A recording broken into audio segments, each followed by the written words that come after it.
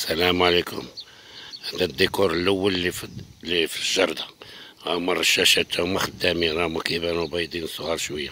هي كاينه 20 رشاشه في الجردة. هذا الديكور الاول. هذا الديكور الثاني، الديكور الثاني مع لابيسين. هذا الديكور الثاني.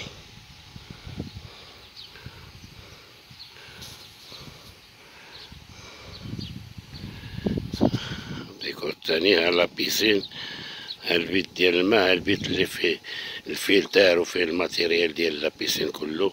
هذا هو لابيسين كله. هادو الشجر ديال الديسير، كاينه 20 شجره ديال الديسير اللي كاينه مخلطه، تفاح بنان بعويد كله، جميع الديسير كاينين فيه. هذا الزيتون كله زيتون، وهادو كوارا والمكازا وبارطما ديال العساس. هادو كوارا ديال كوارا تا هما فيهم 1200 متر ديال متر كاري، 1200 متر كاري. هذا المنزه، هذا الشاطو، هنا ارض باقا خاويه، الواحد يدير فيها ما بغا، والحيط داير على جميع البلاد دايره. هذه الجردة، كمالة ديال الجردة بالشجر ديال الزيتون. هذا ديكور اخر ثاني جديد، تا هو الديكور الثالث، وهذا ديكور ديالها حدا لابيسين. هذا لابيسين دابا كنداويو فيه، كنديرو ليه الكلور وكنديرو ليه المسائل ديالو القانونيه.